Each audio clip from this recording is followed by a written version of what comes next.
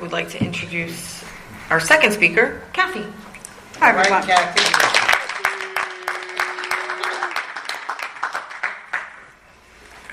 Hi, everyone. I'm an addict called Kathy. My topic is unconditional love. And I'm like, oh, that's a good topic. Now I don't think so much. Great job at keeping it real. I want to switch. Not really. Unconditional love was something that I learned here. And I learned it when I first walked into the rooms. I didn't learn it, but I saw it. When I first walked into the rooms, people welcomed me and told me to keep coming back. And the only ones that really told me to keep coming back were my family, and I pretty much figured it was because they had to. It wasn't because they wanted me to. And I kind of felt when I walked into the rooms of Narcotics Anonymous, she wanted me to come back. Not for any other reason.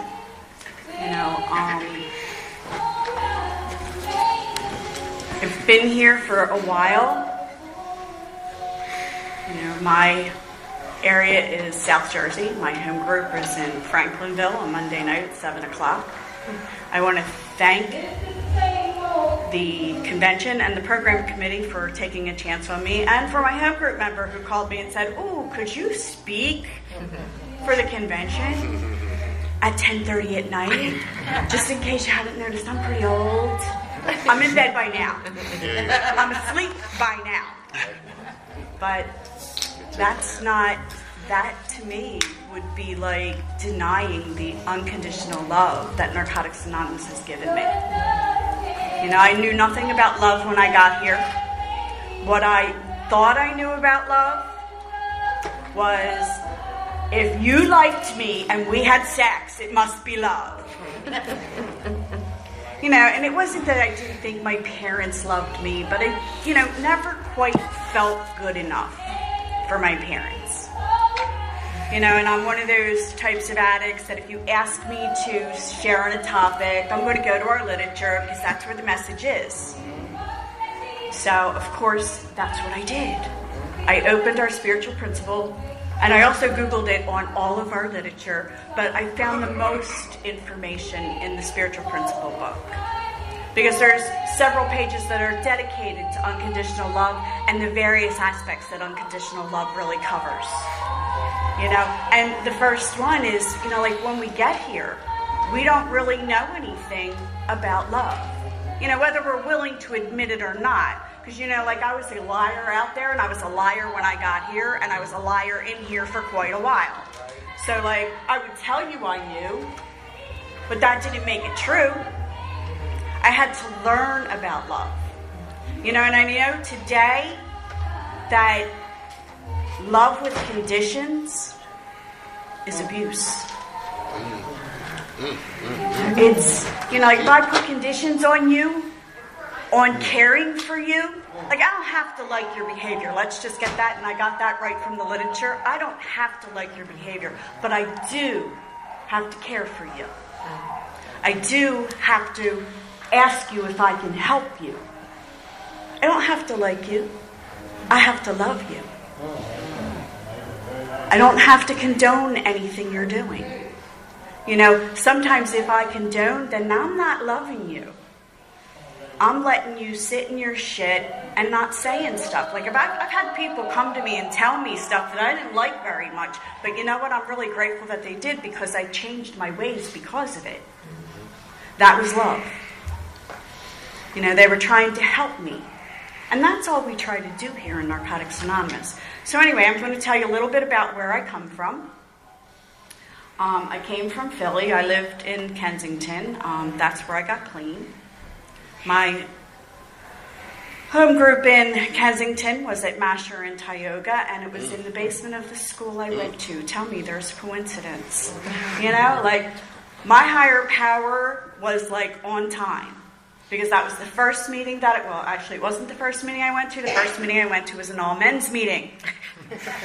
Because, they're part of my disease. I thought that's where I was going to find all my happiness.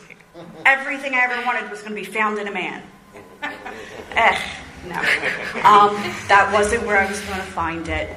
And I had a conversation with someone the other night, and it's like, I kissed a heck of a lot of frogs to find my prince. But I had to learn how to be able to deal with that in Narcotics Anonymous. Because again, I didn't know anything about love. Like I have parents who had been married my entire life. They died married. Well, he died, then she died. But, you get the picture. So I thought, they had a very dysfunctional marriage. My father was an alcoholic and she was codependent. And I didn't know that until I got to Narcotics Anonymous. I just thought everybody drank every day. And everybody's mother was like, if things weren't okay with him, it wasn't okay with her. I learned a lot here. And I learned, one of the things that I learned here was that I was good enough. I was not less than.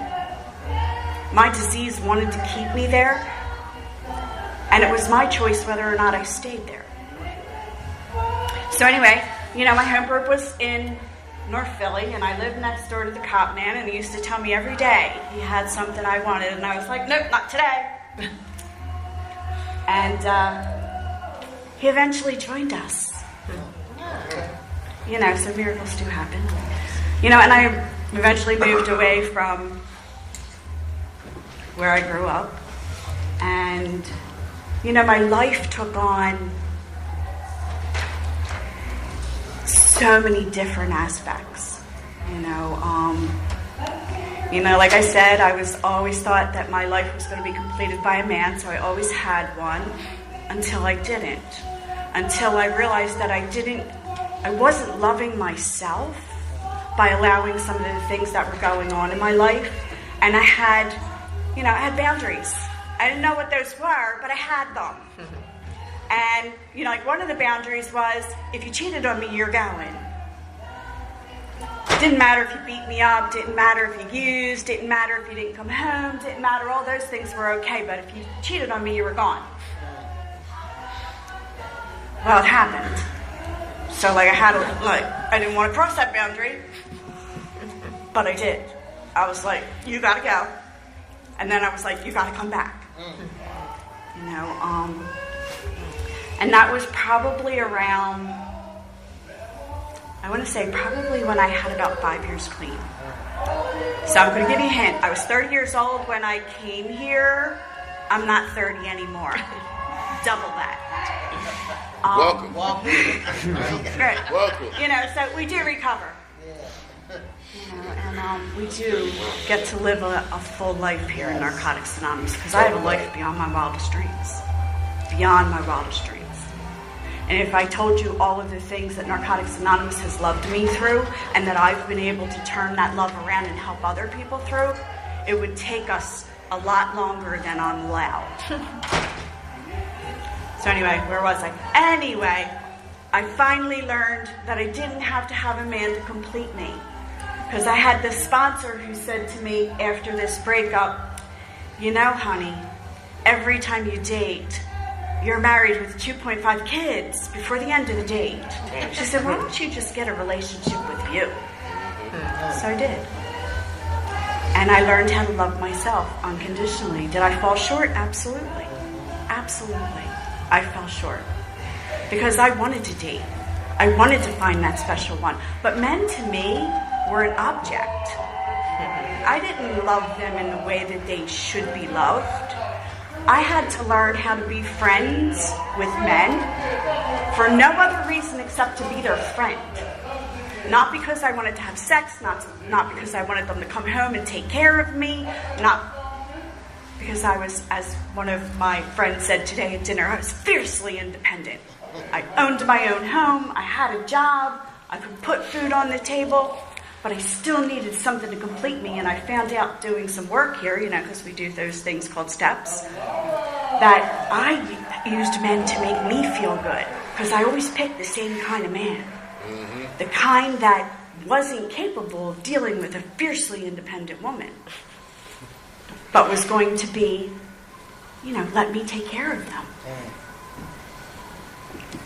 So my sponsor, gave me that direction. Well, of course, I told you I fell short, and until one day I was talking to her on the phone and I heard it.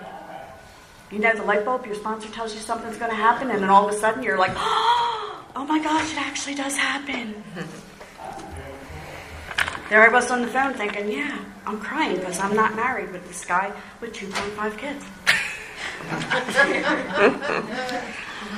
Then I started to become friends. And don't get me wrong, I learned how to become friends with women because of my first sponsor. She taught me a whole bunch. And she would strip me naked in front of a whole bunch of other people too. And that was hard because I'm oh, I don't want to do this. And I don't mean strip me naked physically. I mean emotionally. But she was doing it because she loved me. And because she knew things about me that I didn't know about me yet. I used to think if I didn't tell you something, that I wasn't lying. She said, that's lying by omission, right? And I'm like, oh, okay, then I guess I have to tell you everything. So now I'll tell you everything. I have no problem with that. I'm an open book. If you want to know, I'll tell you. Because I don't want to lie to you by omission. So anyway, I learned how to be friends with men and not want to take advantage of them, just how I learned how to be friends with the girls. Because I don't know about any of you ladies that are in this room, but I hated you. You wanted everything I had, so I had to protect everything I had. But I learned slowly to let women in and to confide in women. And now I'm so friggin' blessed. I love hanging out with women. I go to all women retreats because I like hanging out with women. I trust you. So I had to learn how to do the same thing with men. And I did. Didn't mean that I didn't lust. Didn't mean that I didn't want it. Didn't mean... and I'm trying to get to the unconditional love of, that type of relationship. And then I'll cover some other types of unconditional love in relationships. But I finally was able to make friends with men, and, I met this guy, and he was my friend, and it was the same situation that we were talking about at dinner tonight with my friend. We just kept popping up together, and I was like,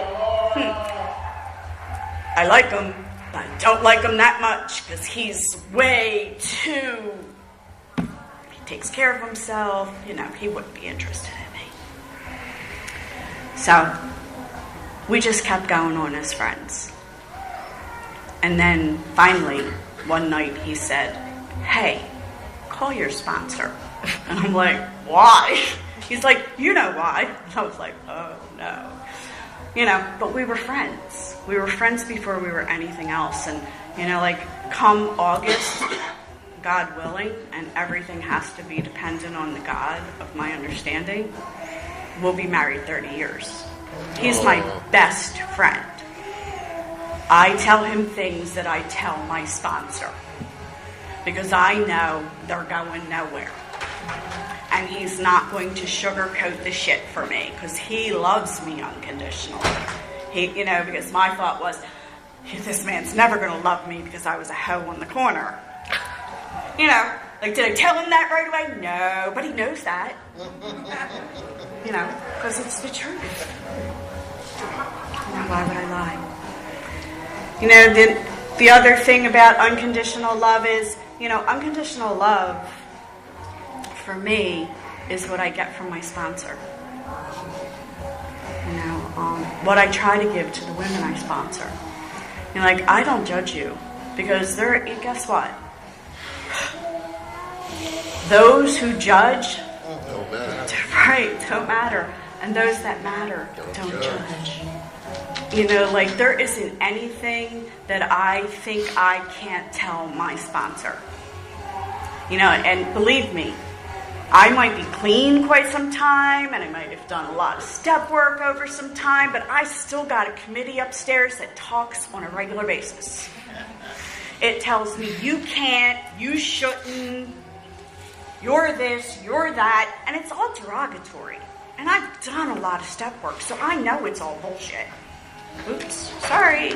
I am never speaking at World because you think I wasn't trying to say you shouldn't curse. What I was trying to say was I learned something earlier today that you can say stuff that's not really appropriate on the job in a way that's appropriate. Like, go ahead and fucking try that. Like I learned a different way to say that. It's like, go ahead and do that and come back with the results and let me know how that worked out for you. Because I am the, fuck around and see what happens kind of person. But, I digress. I'm sorry. So anyway, I don't worry about saying things to my sponsor. Like about the crazy crap that goes on up here. The things that go on in my everyday life. Because, look, I told you my life was beyond my wildest dreams. My life is so... no ups, no downs. Do you know the ups and downs when you get here? It's like you don't know which way is up. Yeah. Well, I have lovely, easygoing days. Some days I'm like, they're boring as hell. I get up in the morning, I have my coffee, I read my literature, I go to work. Then I'm done work. What am I going to do with myself now? Go to a meeting, call somebody. There's lots of shit to do. Because I'm semi-retired. So when you're semi-retired, you kind of think you lost your purpose. Well, that's okay. I found a whole new purpose. Haven't we? We travel a whole bunch.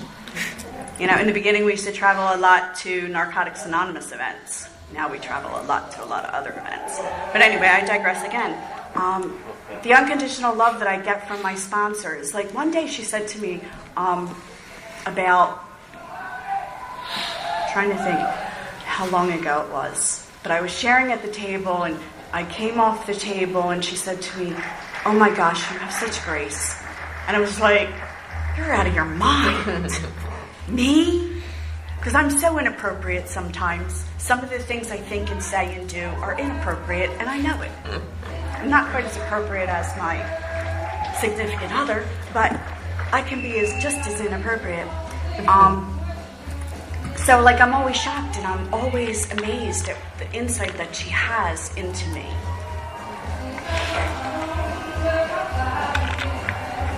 And I'm grateful for that, because I never thought that I had grace.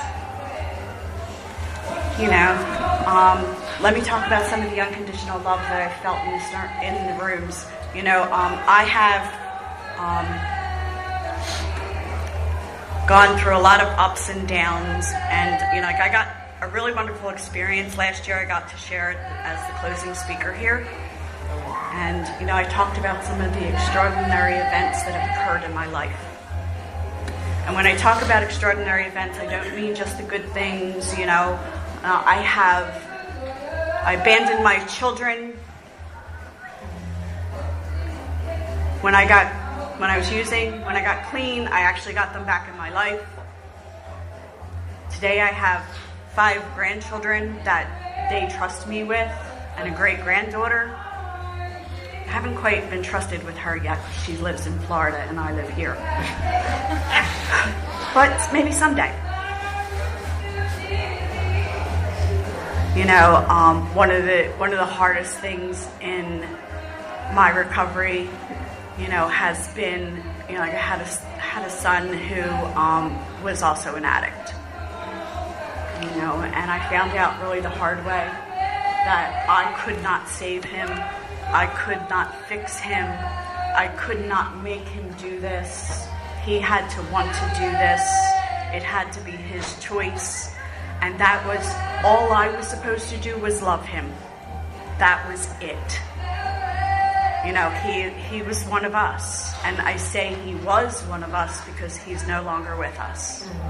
It'll be 2 years on April 3rd that he is gone. Prior to that, and if it wasn't for the women and the men and the people in this fellowship who loved me and just showed up for me and carried me, I I don't think I would have used, but I don't think I would have came out of it okay. And when I say okay, I mean I know that it's all right for me to be happy, joyous, and free. You know, I couldn't save him. We couldn't save him. You know, he lived down here. He was in recovery down here. He had 90 days, and he got a phone call. He didn't believe. You know, far be it from me to say it, but you know, we are taught that we should stay away from people, places, and things because they'll get us high before they'll get clean. And he kind of like missed that message and decided to go help somebody who was a people to him, in an area to him.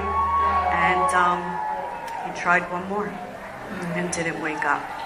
You know, and the only blessing in that, and yes, there are blessings in loss, is there are 5 other people who received organs that are now living hopefully wonderful lives. You know, I'm really bad with time. I'm really not that time. I'm really bad with dates. Thank goodness my husband has much better brain for numbers. In 2007, I also lost another child. I say to stupidity because he was sick and didn't go to the doctors, and he died of pneumonia. Again, Narcotics Anonymous swooped in. Narcotics Anonymous held me. Narcotics Anonymous. I had a woman that I was good friends with who called me every single day for a year. Every single day to say, how you doing today? And what are you doing today? That's love. That's unconditional love. It was, you know, it wasn't because I did anything for her, but that's one of the things that I hold on to, is she loved me deeply to check on me every day. And every year, on both my son's death anniversaries, she reaches out to me and says, just want to let you know I'm thinking of you. And we probably talk maybe twice a year now. I mean, we used to talk every day before my son passed, but she moved to California, so I don't get to see her as much. But I learned, you know, that people in Narcotics Anonymous love you, not for what you do for them, but just because you've been through the same exact war we've all been through. You may have used something different, you may have come from somewhere different, but you've faced the same isolation, the same loneliness, the same fear, the same sadness, the same overwhelming wanting to be better, but not knowing how. I can remember when I was actively using, I would say, not every night, but quite often, there's got to be something better than this. There's got to be. Well, you know, the seed got planted. A woman that I used to go around with her brother. I saw her on the corner at K&A. You know, if you're from Philly, you know where that's at. I saw her there. She was getting on a bus. And I was like, cool, I'm going to go hang out with her today because she's got good drugs. So, you know how we are. We sawing her up. We talk. Where are you going? What are you doing? And she's like, you know where to go, where I'm going. And I'm like, how do you know that? And she's like, because I don't get high anymore. I'm going to an NA meeting. Seed was planted. Because I didn't know anything about Narcotics Anonymous. I didn't go to rehab. When I came to Narcotics Anonymous, I came because somebody else was sick. I was okay. There was nothing wrong with me. I was drinking and popping pills all day, but I stopped sticking needles in my neck. I must be all right. He wasn't. Let me fix him. All about man. But thank God that I heard Narcotics Anonymous and I called the helpline. You know, because we're smart people. I looked in the white pages and I looked on the blue section of the white pages and found NA hotline. that's how I ended up in the all-men's meeting. Wasn't by choice. It was because I was directed there. And when I was there, one of the gentlemen came out and said to me, you can come into the meeting, like you're welcome. But if you're uncomfortable, here's another meeting to go to. Unconditional love. He didn't know me from anybody. But he was sending me somewhere where I could feel comfortable, where there would be women and men. So I went there. And again, that's where I was unconditionally welcomed. That's why in our home group, like if you come to our home group, we'll welcome you. And if you're a new woman, the men will, make sure that a woman is with you. And if you're a man, the women will make sure a man is with you. Because, where I came from, it was women with women and men with men. Because guess what? I was screwed up when I got here. If you would have showed me any kind of hug me, oh my God, you love me. We have to have sex. You're going to fix me. Because I believed those things when I got clean. When I first got clean, you were going to fix me. Because, dude, that I got better, like I thought you people were going to rip us apart. 2 years later, I was waiting for him to go. Because I knew I couldn't help him and my life was in jeopardy. Thank God for the unconditional love in Narcotics Anonymous. Thank God that we're taught how to unconditionally love. Again, I don't have to like your behavior, but I am going to love you. And the way I love you might be to tell you that your behavior is a little not acceptable. But I'm going to try and do it in a loving, caring way. And how you take it is your business, not mine. Narcotics Anonymous taught me to be okay with me. I had to learn how to love me first. Because I couldn't love anybody if I didn't love me. So I'm eternally grateful to Narcotics Anonymous.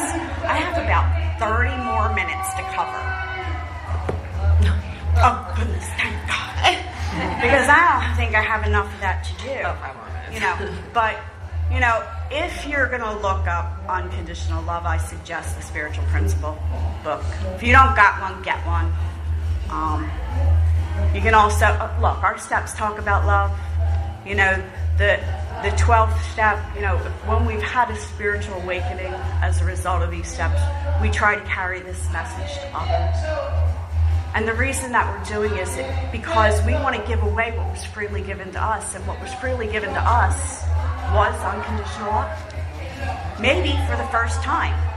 I heard somebody out by registration, and they were talking about a place that I went to one time with my not then boyfriend, but my friend. We went into New York and we went to St. Mark's Place. And if you go to St. Mark's Place, it's a place where they have NA meetings. They have all kinds of meetings there, but it's also a homeless shelter. Yeah, it is. And you go in there, and homeless people are all over the place. And somebody was saying, oh, you need to make them leave. And they're like, no, they're welcome. Because we never know when the message is going to land. We never know when they're going to hear it. So they're more than welcome. Doesn't matter why they're here. If they're here just to get warm, if they're here for a cup of coffee, doesn't matter why they're here, as long as they're here. And it just brought that memory when I heard them talking about. I asked them to sing really loud while I shared. Just so you know. One of the girls who sings really well in this area, I said, are you going to do karaoke tonight? And she said, yeah. And I said, could you sing really, really loud? I share at 10:30. And she was like, I'll sing really low then. I was like, no, really loud. So I'm grateful for those people next door. I thought I was sharing at 10:30. So I was, before I got here, sitting in my room, eating a half a bag of candy. Because I'm not well. And I get nervous. And when I first started to share, they used to say, that's just God shaking the truth out of you. Like, okay. Well, hopefully I don't upchuck the candy then. But I was in my room, and my husband texted me and he said, "Where are you sharing? And what time?" I wrote back 10:30, Salon B. And he's like, 10 o'clock, and it was 10 of. I ran down the hallway, and there is no running in this body, just so you know. I'm moving. And then somebody goes to hug me, and I'm like, oh shit, I'm really going to be late now.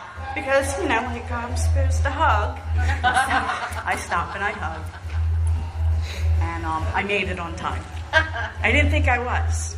Because if he didn't call, I would still have been sitting in my room until about 1:15, and then I'd have sauntered in here, so mortally embarrassed. But I would have still showed up. A little embarrassed, but that's okay. There's been worse things that have happened to me. But if you're new, please keep coming. If you're not so new, please keep coming. Narcotics Anonymous, like I told you, has given me a life beyond my wildest dreams, and it has absolutely nothing to do with all the things I have, because I got a lot of them. Has nothing to do with all the things that I can do, because I do a lot of them. What it has to do with is when I got here, all I wanted to do was feel and be okay with me. And the gift that I get from Narcotics Anonymous on a regular is feeling and being okay with me, whether you are or not. Hopefully, I've covered the time, and I can tell you that you all could have had a meeting without me, but I could not have a meeting without you. Thank you so very much for being here and allowing me to share.